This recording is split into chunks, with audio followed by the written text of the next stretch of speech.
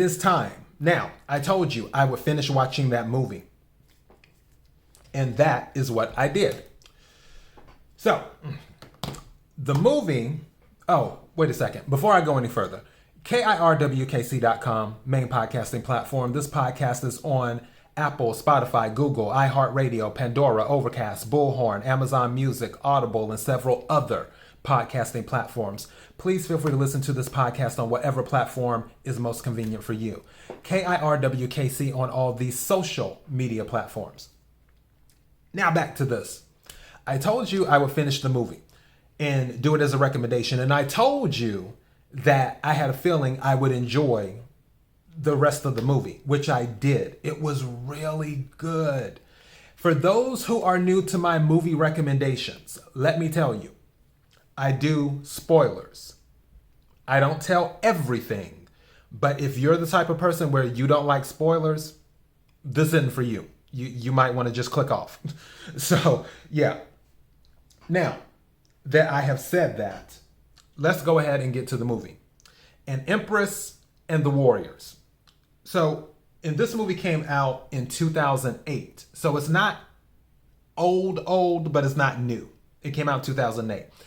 And just a little bit of backstory to why I watched this. The only reason I watched this is because Donnie Yen is in it. I am a huge Donnie Yen fan. Usually if he's in a movie, I'll go ahead and watch it. Just to see. Because I just think he's amazing. As a martial artist, he's amazing. So, yeah. That's why I was like, oh, Donnie Yen's in this. Let me check it out. It looks interesting. The story... Some of the stuff is predictable in this movie. The king, he was hurt in battle. He was actually on the battlefield, which is rare in some cases. Usually the king, they don't really go onto the battlefield. But this one was. He was on the battlefield. And he got hurt on the battlefield. Well, his nephew wanted the throne. But the king had said, no, I want this person to have the throne. I'm not good with names in movies. So yeah. The person, which is Donnie Yen's character that he played, he was adopted by the king. And the nephew was like, well, why are you going to give it to him? Like, you should be giving it to me. And then the king had told him, and all of this happened when the king and the nephew were talking behind, when no one else was present.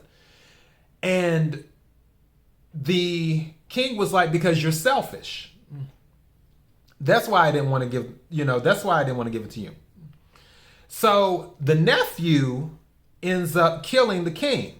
Mind you, the king had already said in front of everybody earlier that the adopted son would get to take over the throne when the king passed away because he was dying slowly. It's just the nephews decided to speed it up.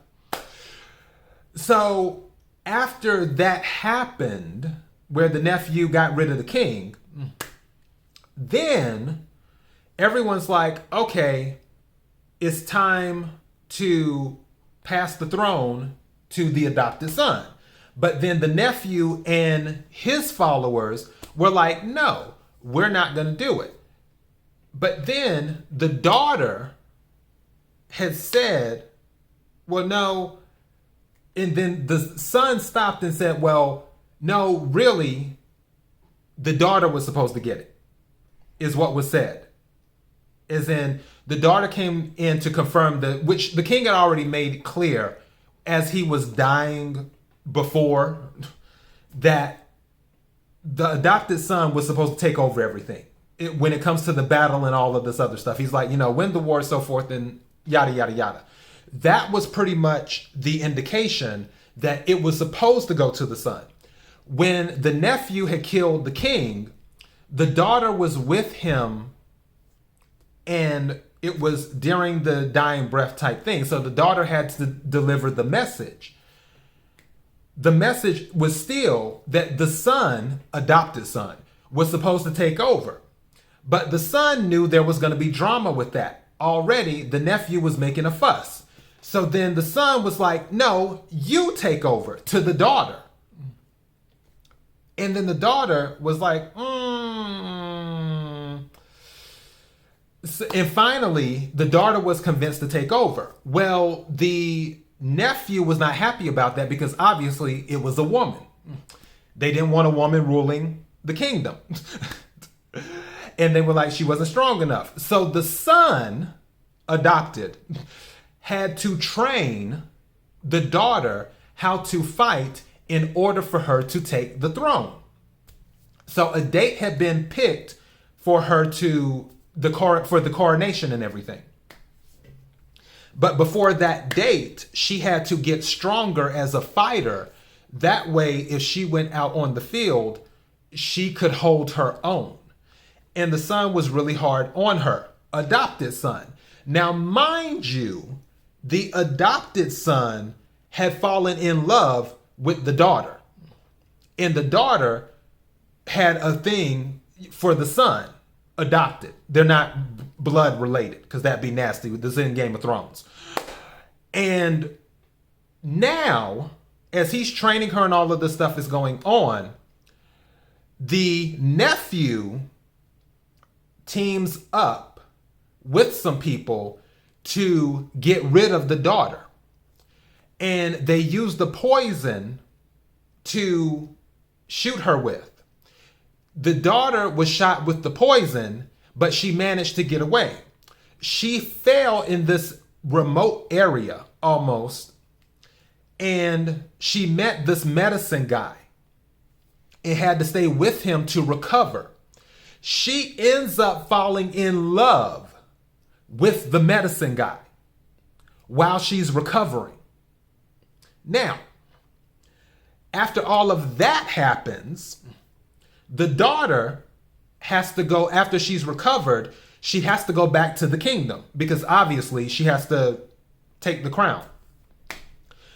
Well, she goes back to the kingdom. The medicine man finds out because the army actually meets her and they kneel down before her because he didn't know that she was a princess. And she's like, I didn't hide it from you. I wasn't trying to hide it from you.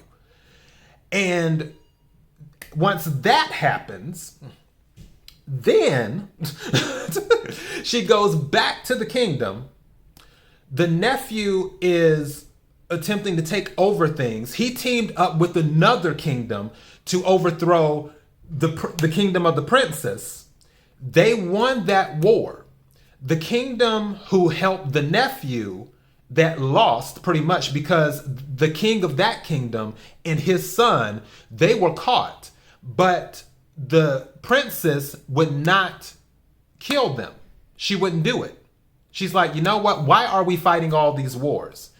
What's this for? Because she's like, if I kill you, your son's just going to come back and try and get revenge. And it's just going to, it's one cycle that keeps on going on and on and on. She's like, just leave.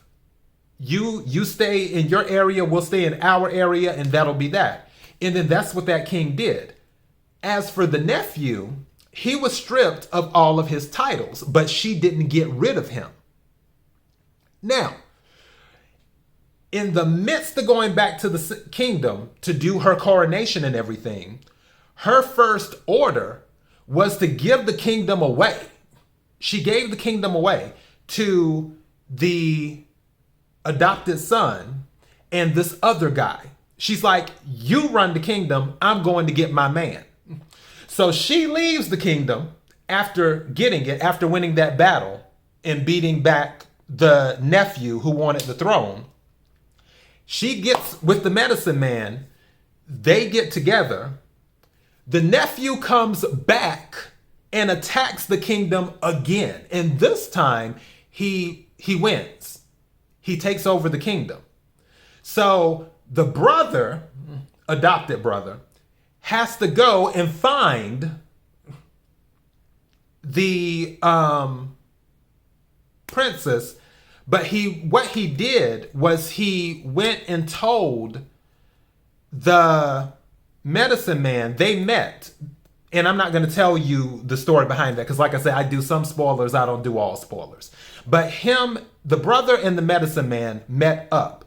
And he's like, get her away from here. Because the nephew's come back, he's attacked, and all this other stuff is going on. So that's what the medicine man, that was his job. All right. The adopted son goes back to the kingdom to fight. The end result is that the princess finds out what's going on.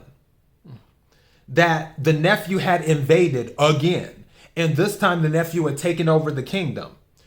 And that a battle's going on. And then she goes to fight in the battle. There are a lot of things that have happened in the midst of what I told you. I'm not going to tell you what they are because, as I always say, I give some spoilers. I don't give all the spoilers. All I will say is that the ending is, yeah.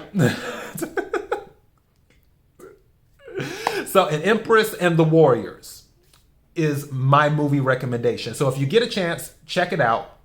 It's a good movie. I gave it 4.5 stars out of 5. Because I guess I'm not a tough critic. I'm really not. I'm not a tough critic. But I really enjoyed it. So if you get a chance, check it out. That is all I have for you. KIRWKC.com, main podcasting platform. KIRWKC on all the social media platforms. Until next time, be blessed.